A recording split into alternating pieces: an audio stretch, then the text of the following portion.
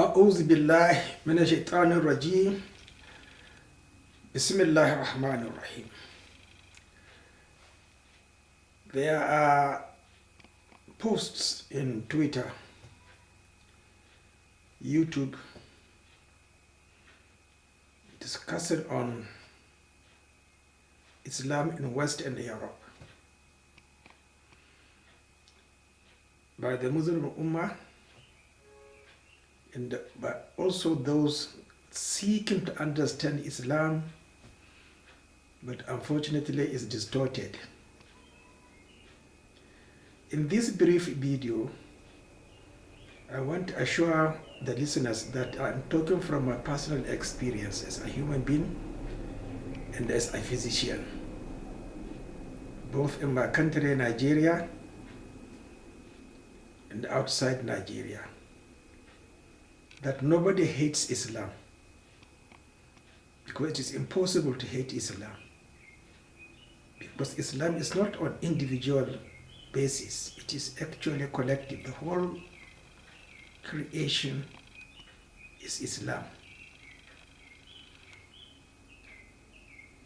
I was lucky, my education began in 1960, not in a provincial way, but regional. From there I was involved in mixing with other Nigerians, not only Muslims, up to my degree and then my postgraduate in Liverpool and other courses all over in the world. We had to mix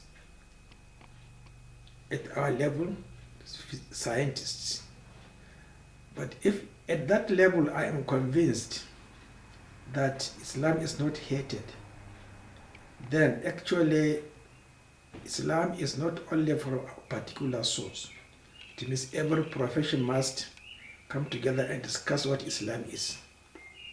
But scientifically, nobody hates Islam, from my personal experience, which began outside Nigeria in 1977 in Liverpool.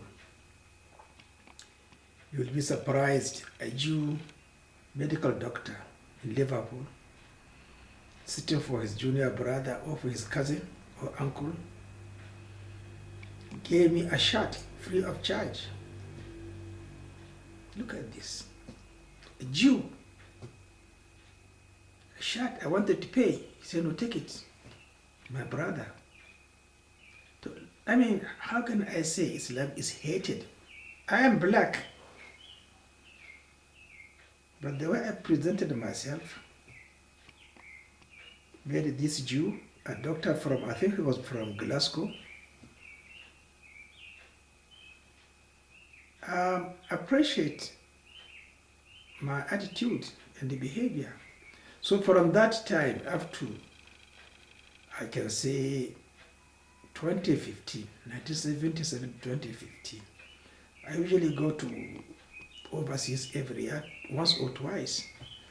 And now I met a white man who did not actually appreciate or showed interest in Islam. So what is the problem? The problem are with the Muslims, internally within ourselves and externally.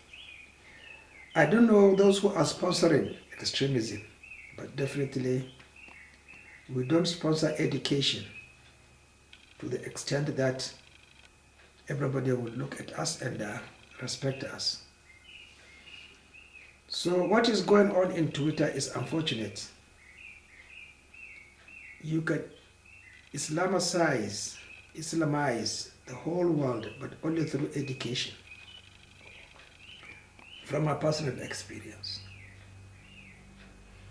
I wrote 2 books, Sunnah of Rasulullah and the people of the book.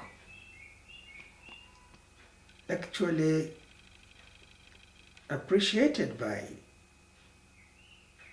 people as far as I think New Zealand, and even the editor an American editor, wrote that yes, there are issues raised, important issues, convincing in the book for all those who want to understand peace.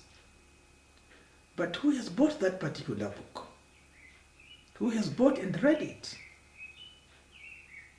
SBPRA, I think, is not in their catalog, but who wrote it? Somebody from, I don't know from where he came, or he contacted me, that I should make programs, people to understand my book. He gave me the name of Stu Taylor in America. I contacted Stu Taylor. I was introduced by I forgot his name. He said, well, let us try. From $400, we came to $150.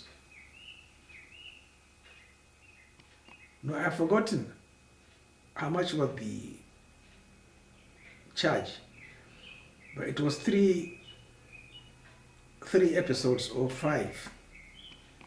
His radio broadcasts in, I think, some states in USA. I don't know their procedure. So I paid him. So he came to the conclusion that the Americans were happy with my program. I should continue. I say, I cannot. That's all what I can afford. I think we ended at $1,500. How many years ago? Probably 8 years ago. So, what I'm saying is that I can't sponsor programs in, say, BBC or any other radio station or videos, television station overseas, but who can sponsor me as a Muslim, intelligent, who know the Sunnah, who can convince that lay down your arms. It's not the intention of Allah creating us and to kill ourselves. It cannot be possible. Then who is going to worship Him? Well, luckily enough, I was going through a video. King of Brunei has more than $15 billion. His wealth. How many aeroplanes, how many cars? Can he sponsor me for a program in CNN, the other Arab English television, BBC, Deutsche Welle? Who can sponsor me? Oil money? Or I can't sponsor myself as a pensioner. So we have to correct ourselves, we Muslims, respect ourselves based on education. We don't know. Then we don't like to read. Those Muslims in America, Britain and others are just creating confusion on Tawheed. It's not Tawheed that delivers you to have peace and security, prosperity. No, it's the Sunnah of Rasulullah sallallahu alayhi wa sallam. Respect him. We don't respect. We Muslims entirely don't respect Muhammad Rasulullah sallallahu alayhi wa sallam. And we cannot change our attitude. So what I'm saying is that all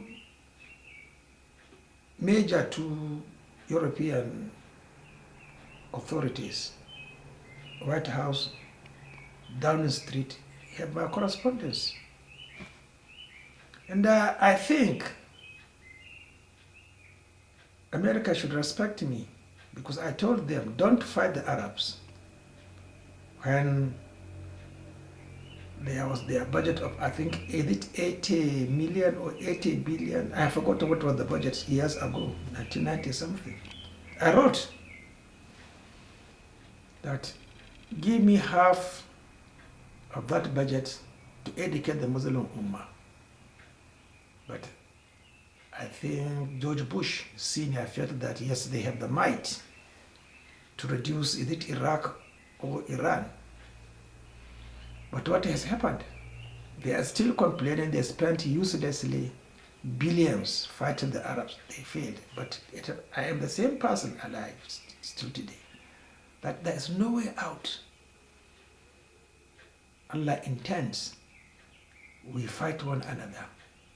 He said, get convinced through education that I'm the only Allah. You don't have to observe obligatory prayers. That's the only the difference between the Holy Quran and the other revelations. It's only on obligatory prayers. Because in Medina, the Jews were confirming that yes, this is actually the Sharia and it's in our own Torah. So if the Sharia in Torah is the same Sharia in Muhammad, why the cause of confusion? The only thing is interpretation. So please, Muslims, let's respect ourselves. We don't know. There are those who know. It may be only one. Then others should follow him. I hope I will get a sponsor to discuss what Islam is from my books. Muhammad Rasulullah sallallahu alayhi wa sallam and the people of the book. The other one is a contemporary rational examination of the sciences of the Holy Quran. Let us understand what the Holy Quran is. In the manner I understood, blood count, histology, histopathology, and differential diagnosis in medicine. Assalamu alaikum.